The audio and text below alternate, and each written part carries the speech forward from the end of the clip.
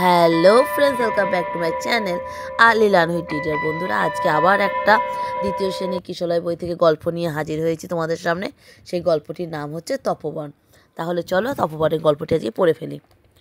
এক যে ছিল বন, তাতে ছিল বড় বড় বট, সারি সারি তাল তমাল, পাহাড় পর্বত, আর ছিল ছোট নদী মালিনী। মালিনীর জল বড় স্থির, আয়নার মতো। তাতে গাছের ছায়া, নীল আকাশের ছায়া, রাঙা মেঘের ছায়া সকলই দেখা যেত। আর দেখা যেত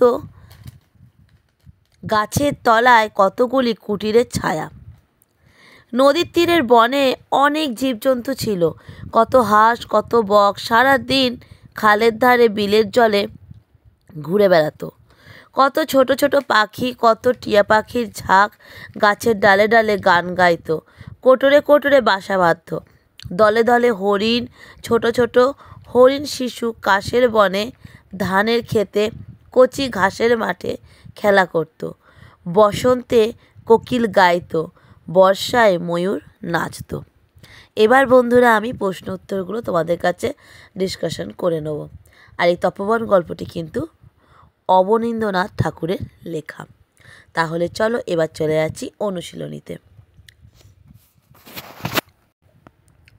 তো অনুশীলনীতে প্রথমেই আছে মৌখিক প্রশ্ন। 1 নাম্বার, ছবিতে কি কি দেখছো? তো ছবিতে আমরা দেখতে পাচ্ছি একটা বনের, যেখানে নদী বয়ে যাচ্ছে। কিছু মানুষ নদীর ধারে আছে, এক মনীষী সে গাছতলায় বসে রয়েছে। একজন মহিলা হরিণকে খাওয়াচ্ছে, একজন মহিলা জল নিয়ে বাড়ি ফিরছে। 2 নাম্বারে আছে এটা কোন জায়গার ছবি বলে মনে হচ্ছে? গ্রামের না শহরের? এটা একটি গ্রামের ছবি। 3 নাম্বারে বলেছে কয়েকটি গাছের নাম বলো। তো কয়েকটি গাছের নাম আমরা যদি বলতে চাই তাহলে বলবো বট, অশ্বত্থ, আম গাছ, জাম গাছ।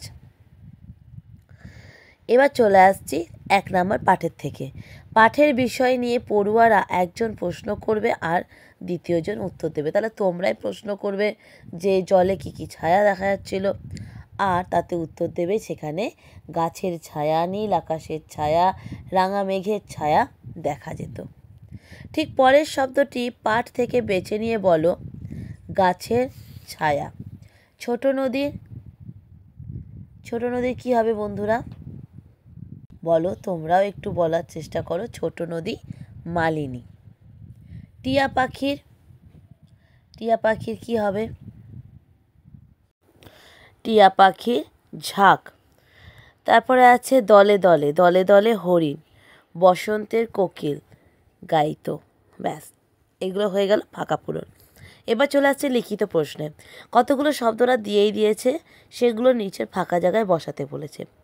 তো শব্দগুলো হচ্ছে নিচে, শাখায়, কুটির, রাঙা, কোটর, ঝাঁক। এবার লিখতে হবে, একটা দেখিয়ে দিয়েছে তলায়, সেটা লিখতে হবে নিচে। সেরকমই রয়েছে কুঁড়ে ঘর হলে হবে কুটির।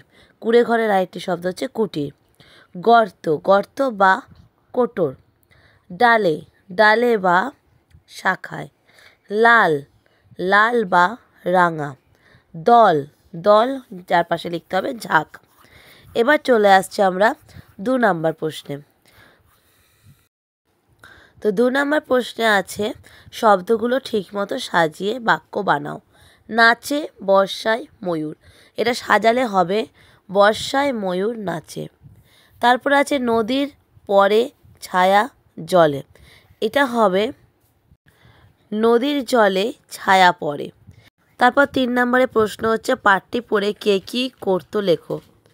হাঁস আর বক কী করতো? হাঁস আর বক সারাদিন খালের ধারে বিলের জলে ঘুরে বেড়াতো।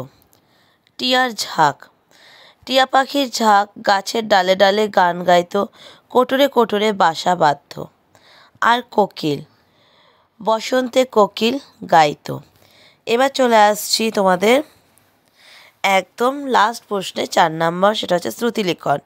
তো শ্রুতিলেখন তোমাদের আগেও বলেছি, শ্রুতিলেখন মানেই হচ্ছে শুনে শুনে লেখা, মানে আমি যেটা বলবো সেটা তোমরা খাতায় লিখবে। তো শ্রুতিলেখনে আছে প্রাচীনকালে ঋষিরা তপবনে থাকতেন। এটা একটা লেখো। আরেকটা হচ্ছে তাদের আশ্রমে পরিবেশ ছিল শান্ত। তাদের আশ্রমে পরিবেশ ছিল শান্ত। এটা হলো দ্বিতীয়। তো যাই হোক বন্ধুরা, আজকে তো এটা শেষ হয়ে গেল। আর আমি পুরো কিশলয়ের প্রতিটা গল্প, প্রতিটা ছড়া পড়িয়েই এই ভিডিওগুলো বন্ধ করব, দিয়ে অন্য ভিডিওতে যাব। আমার টার্গেট হচ্ছে আগে আমি কিশলয়ের সব কটা গল্প বা ছড়া পড়িয়ে শেষ করব, যেহেতু আমি কিশলয় বইটা ধরেছি। তো বন্ধুরা, কেমন লাগছে ভিডিওটা কমেন্টে জানিও, এবং ভালো লাগলে প্লিজ লাইক করো। যারা এখনও সাবস্ক্রাইব করনি প্লিজ সাবস্ক্রাইব করো। আজকের মতো আসছি, টাটা, বাই বাই।